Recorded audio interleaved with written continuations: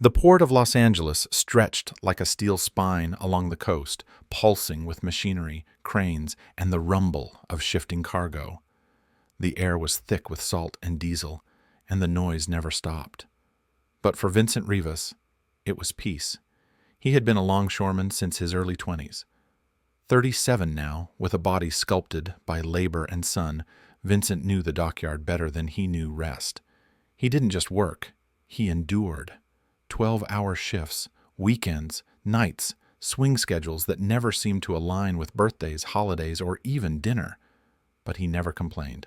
Not once. He had a family to take care of, and that meant everything. Every morning, Vincent's day started at 4:30 a.m. A black coffee, a boiled egg, a quiet moment in the dark before the house stirred. He kissed his wife, Danielle, on the forehead, whether she acknowledged it or not, then checked on the kids, brushed a hand over their blankets, and walked out the door. He never asked for praise, never needed thanks. It was what a man does. He worked through bad weather, worked when his back screamed, worked even after a crushed hand put him on light duty for 6 months. He just picked up another job overnight for extra cash. If Danielle mentioned a bill, he paid it. If she wanted something new for the house, he found a way. New furniture? Covered. Private lessons for their daughter? Done. A last-minute girls' trip to Scottsdale with her sister? You deserve it, he had said, handing her a wad of 20s and a kiss goodbye. He gave and gave, until giving became his identity. But slowly, almost without realizing it, Vincent became invisible in his own home. Danielle stopped asking how his shifts went. She'd scroll through her phone during dinner, nodding absently while he talked about cargo delays and overtime pay. He noticed the way she only smiled at the kids now, or at her phone, never at him. The woman who once curled into his side after long shifts now slept facing the wall. He chalked it up to time, to fatigue, to life, but the truth sat somewhere deeper. He no longer excited her. Vincent didn't have abs or poetry. He wasn't the spontaneous type. He didn't post selfies or write sweet captions. He was steady, dependable, the rock beneath her feet. But rocks don't sparkle. They hold, they anchor. And in Danielle's eyes, somewhere along the way, Vincent stopped being a husband and became a provider. A wallet, a walking working machine whose only purpose was to keep the lifestyle running. She had no job. She hadn't needed one. He never asked her to work, not once. He wanted her to have the luxury of raising their children without stress, the comfort of a safe home, warm meals, and stability. She had it all because he gave it. And now she barely looked at him. He came home one evening, exhausted, dirty, drenched from a surprise rain on the pier, and found Danielle lounging on the couch, legs tucked under a plush blanket, scrolling through her phone while music played softly in the background. He dropped his keys on the counter. She didn't even glance up. "You need anything?" he asked, voice gravel-thick from the shift. "No, I'm good," she said, eyes never leaving the screen. He stared at her for a long moment. That was the thing. She was good, because of him. But for the first time, Vincent wondered, was he? The shipping yard was quiet that morning, quiet in the way only early morning hours can be, when the city hasn't woken up yet, and the machines are just starting to stir. Vincent stood by his container, gloves on, eyes scanning the cargo manifest, but his mind wasn't in it. It hadn't been for days. Danielle had felt distant, not busy, not stressed, just emotionally unreachable. She had everything she needed. Their kids were thriving. She had time to herself, money to spend, and no worries except what color to repaint the living room. And yet, every time Vincent tried to talk, her answers came in half tones. A nod, a scroll, a shrug. The warmth he once came home to now felt like cold wallpaper. Still, he didn't suspect the worst. Not yet. It was almost noon when his phone buzzed in his breast pocket. He checked the name, Manny Delgado, a crane operator and longtime union brother. Manny was old school, loyal, the type who shook your hand with both palms and looked you in the eye. Vincent wiped his hands on a towel and answered, "Manny? Hey, V, you off today?" "Nah, on the docks all morning." "Why?" A pause. "I just saw your girl." Vincent's chest stiffened. "Where at?" "Over on 4th, near that cafe by the art gallery. She wasn't alone." Vincent went quiet. Manny continued, "She was with some guy, tall, beard, dress shirt, kinda young. I figured it was a cousin or something, but they were sitting close. She touched his hand. He touched her face. They didn't look like family, V." The sound of steel cables clanging overhead snapped Vincent back to reality. "You sure it was her?" he asked, low and steady. "Positive," Manny said. "Didn't want to be the guy to bring this up, but I wouldn't feel right staying quiet." Vincent nodded slowly, even though no one could see it. "I appreciate you, man. Yeah, of course." Click. Vincent stood there for a long moment, hands on his hips, eyes fixed on the distance, but seeing nothing.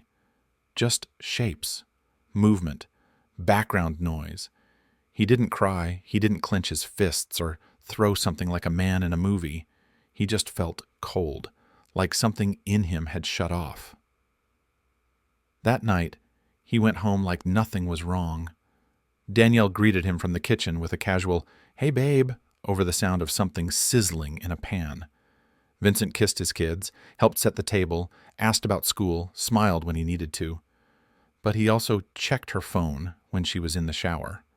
Face down, passcode, still the same, locked. He didn't try to guess. He just memorized the way her screen lit up every few minutes.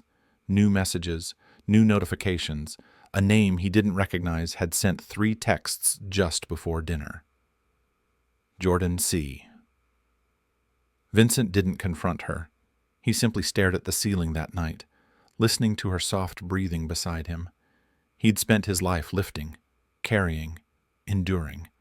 And now something was sitting on his chest heavier than steel. He didn't know the full truth yet, but he was going to find it. Vincent had never thought of himself as a paranoid man. He believed in work, in earning what you kept, in giving people space and trust. But Danielle had shaken something in him. Not because she lied, not because she was distant, but because when Manny called, he wasn't surprised. It had already been living in his gut. He'd just never had a name for it. He started small. When Danielle left to run errands or go to the gym, Vincent would stay behind and pretend to nap. Instead, he combed through drawers. Quietly. Methodically. In the back of her jewelry box, he found a single folded napkin from a restaurant they'd never been to, with a phone number written in a man's handwriting. No name. Just, "Call me when he's working again?" Vincent held it between his fingers for a long time. Then he put it back where he found it. That weekend, while the kids were at his mother's house, Vincent told Danielle he'd picked up a Saturday night shift. She didn't ask questions. She curled her hair, wore heels, left the house in a perfume she hadn't worn in months. Vincent watched from a neighbor's driveway as she got into her car, checked her lipstick in the mirror, and drove off. He followed her with the lights off. She met him at a small boutique hotel in Torrance, one of those places with white stone walls and balcony rooms that looked out over a fountain in the courtyard. Jordan. He fit the look Vincent had imagined, neatly trimmed beard, dress shirt, easy smile, confident in a soft, polished way. They kissed in the parking lot, not nervously, like they had done it before. Vincent didn't confront her, not yet. He waited, watched her walk into the hotel, her hand in Jordan's, laughing softly like she was free, like he didn't exist, like the man who broke his back for her didn't matter anymore. When he got home, he opened the toolbox and pulled out the small cameras he'd ordered the day before. Motion-activated, Wi-Fi linked, cloud-backed. He placed one behind the bookshelf in the living room, another tucked into the curtain rod in the bedroom, one in the hallway by the front door. Everything synced to his phone. He tested the feed. Crystal clear. Over the next 2 weeks, he tracked it all. When she left, when she came back, How long she was gone, who she texted when she smiled, how she FaceTimed him. Jordan. From the kitchen, then lied when Vincent walked through the door. He even recorded a moment when she stood in their bedroom, staring at herself in the mirror, holding a new set of lingerie up to her body and smiling before packing it away in her purse. For him. Vincent documented everything. He saved every clip, every timestamp, every betrayal, until there was no more doubt, no more guessing, just cold, hard proof. The law office smelled like leather and old air conditioning. Vincent sat on the edge of a stiff, expensive-looking chair, holding a black USB drive between two calloused fingers. Across the desk sat Edmund Keller, a family law attorney with salt and pepper hair and a voice so calm it bordered on disinterest. Vincent had already walked him through the story, the cameras, the hotel, the affair. Now Keller clicked through video files in silence, pausing, occasionally frowning, but never reacting like Vincent had hoped. Vincent leaned forward. "You see what I'm showing you, right? That's not just some emotional cheating. He's in my house. That's my bed." Keller nodded slowly. "I see it." Vincent waited for him to say something, anything. Instead, Keller exhaled and closed the folder. "Let me ask you something," he said, folding his hands. "How long have you been married?" 13 years, Vincent said. Keller nodded. "And she hasn't worked in—" "Almost 10. Stayed home with the kids since our second was born. I never asked her to work. I wanted her to be comfortable." "Right," Keller said. "Well, here's the hard part." Vincent stiffened in his chair as Keller's words landed with surgical coldness. "Because you've been married over 10 years and she's been financially dependent on you, she's entitled to lifetime spousal support under California law." Vincent blinked. "What?" "Even if she cheated, infidelity doesn't factor in unless there's a prenup that specifically outlines it. And if you make more than her, which you do, you'll likely pay alimony. For life, unless she remarries." Vincent swallowed hard. "And child support?" "She'll likely get full physical custody, since she's been the primary caregiver. So, yes, child support too, based on your income, plus any overtime." "So she cheats on me, and I lose the house and have to pay her for the rest of my life?" Keller didn't flinch. "You won't lose the house immediately. You'll likely have to buy out her share or sell it and split the equity. You might also owe back payments on joint accounts." Vincent stared at the grain in the wood of the desk. Everything he had worked for, every hour, every broken finger, every double shift in the cold, it all felt like it belonged to someone else now. Someone who laughed in hotel rooms with a man who'd never sacrificed a thing. Keller's voice softened slightly. "I understand how this sounds. I've seen it 100 times. You did the right thing. You built a home, but California doesn't reward loyalty. It rewards structure. And legally, she wins." Vincent stood slowly. He tucked the USB back into his jacket pocket. "Thank you," he said, but there was no thanks in his voice. That night, Vincent didn't sleep. He stood in the garage for 2 hours, staring at his tools, thinking about how much he had given, how little he had left. He thought about Danielle smiling at a man who never paid a bill, and he thought about the judge's face, the lawyer's voice, the sound of the word alimony like a hammer to the skull. They weren't just trying to take his money, they were trying to take his manhood, his life, and he couldn't let that happen. Vincent sat in the driver's seat of his truck, parked beneath a flickering streetlight 2 blocks from home. The world was quiet, just the low hum of a distant freight train and the steady rhythm of his own breathing. Inside his jacket pocket was the USB drive. It had taken everything in him not to slam it down on the lawyer's desk and demand justice. But there was no justice in family court.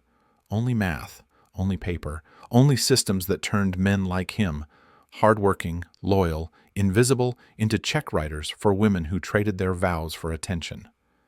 The law said Danielle could ruin their marriage and still walk away with his house, his money, his children, and still expect a thank you. He watched the porch light at his house glow through the trees. She was in there, warm, safe, probably asleep already. No idea what the lawyer had said. No idea that Vincent had just stood in a conference room while a stranger told him he'd be punished for being the man she asked him to be. That was the moment something shifted. Not a snap, a quiet turn, a door closing in his soul. He didn't rage, didn't scream. He simply decided. The next morning, he called in sick for the first time in 4 years. He stayed home while Danielle dropped the kids off at school. He told her he was coming down with something. She gave him a distracted nod and said she hoped he felt better. He watched her leave. Then he went to the closet and pulled out the small fireproof box he kept under the floorboards. Inside, old savings, 2 envelopes of rolled bills, and a .38 revolver that had belonged to his father. Clean, registered, unfired since the day it was gifted. He laid it out on the kitchen table, not as a threat, as a promise. Over the next few days, he studied her patterns even more closely. What time she left for the grocery store, how long she spent texting when she thought no one was looking, when she put on her makeup versus when she didn't, when she dressed like a mother and when she dressed like someone else's fantasy. He started writing things down, not out of paranoia, out of purpose. This was no longer about love. It wasn't even about heartbreak. This was about dignity, about not letting the world finish gutting a man who had already bled everything he had to give. Vincent knew it wouldn't be clean. He knew the risks. But when a man has nothing left to protect, no home, no pride, no family left that sees him, what's one more sacrifice? He wasn't afraid of death. He was afraid of dying slowly, paycheck by paycheck, signature by signature, watching her live off of the life he built. That would be the true prison. So he chose something else.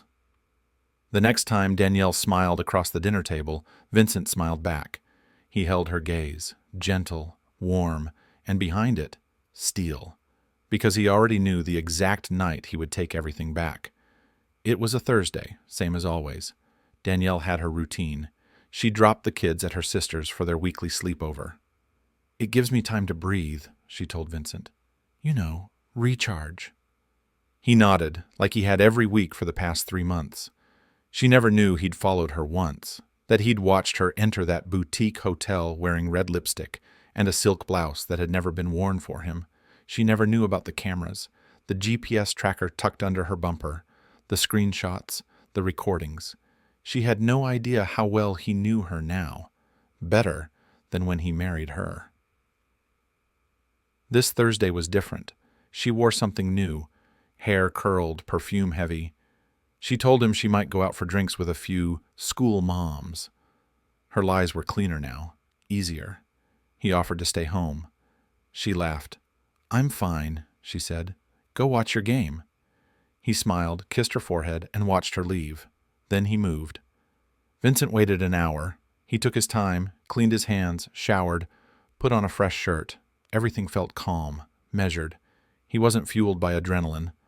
Not anymore. This was clarity. He opened the fireproof box and retrieved the revolver, loaded it with practiced hands. No gloves, no mask. This wasn't a robbery. This was reckoning. Danielle had texted earlier, "Be back late. Don't wait up." Vincent arrived at the house 15 minutes before she did. He waited in the dark, sitting in the chair in the corner of the living room like a ghost. Her wineglass still sat on the side table from last week. Her throw blanket draped over the couch. Everything just as she liked it, comfortable, controlled, curated. At 10:47 p.m., the garage door opened. He heard the engine, the door, the click of heels on tile. She entered humming, casual, light, like she was returning from a massage. The moment she turned on the light, she saw him.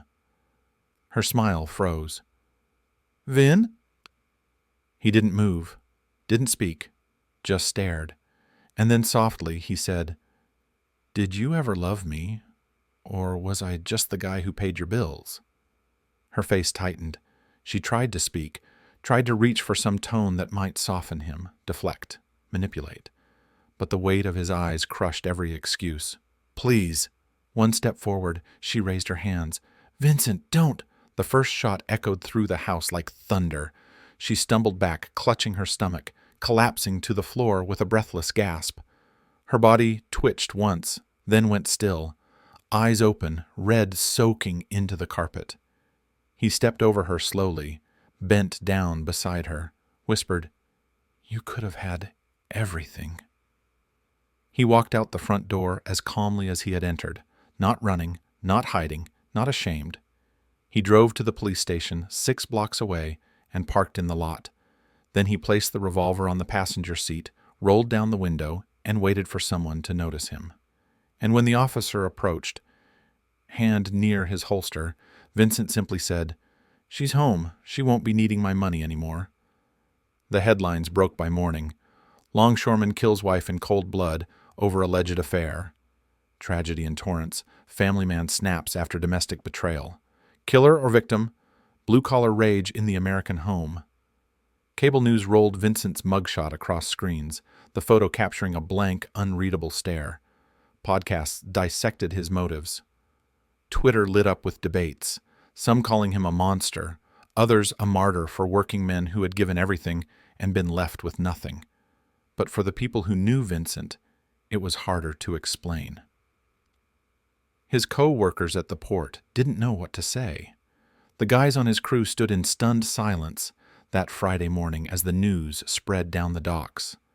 No one knew what to believe. Vincent had been steady, quiet, always the first to clock in, always the one who picked up the extra shift no one wanted. Manny, who first saw Danielle out with Jordan, was the only one who wasn't surprised. "He was breaking inside," he muttered to a younger dockhand. "Man just didn't know how to say it." Danielle's family gave interviews to the press. Her sister cried on camera. Her parents called it senseless. Her friends lit candles on her lawn, called her a devoted mother and misunderstood woman. No one mentioned Jordan.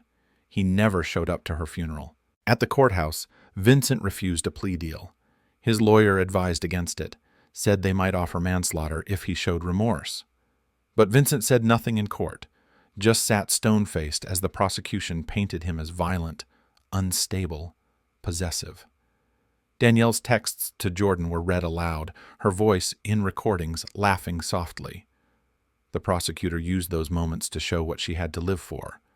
But Vincent's attorney countered with footage, videos of Danielle and Jordan in the bedroom, in Vincent's truck, in front of their kids stuck at school, evidence of her using Vincent's own paycheck to pay for hotel rooms. The jury was visibly shaken, but not swayed. The verdict was delivered swiftly. Second-degree murder, 35 years to life. Vincent didn't flinch when they read it, didn't speak at sentencing. He only asked for one thing: to send a message to my kids. I wrote something for them. The judge allowed it, reluctantly. Vincent stood, eyes on no one in particular, and read from the letter. I gave your mother everything I had, not just money, time, blood, my future. I built a life so she'd never have to suffer, but she wanted more, and I became less. I don't want you to hate me, but I want you to know that a man's silence isn't weakness, it's weight, and sometimes that weight crushes him when no one's watching. His children were moved out of state. They never visited, but his son, now old enough to search, would one day find the story, the articles, the court transcripts, the photos, and he'd have to decide for himself whether his father was a monster or a man who broke under the quiet violence of being used. The end.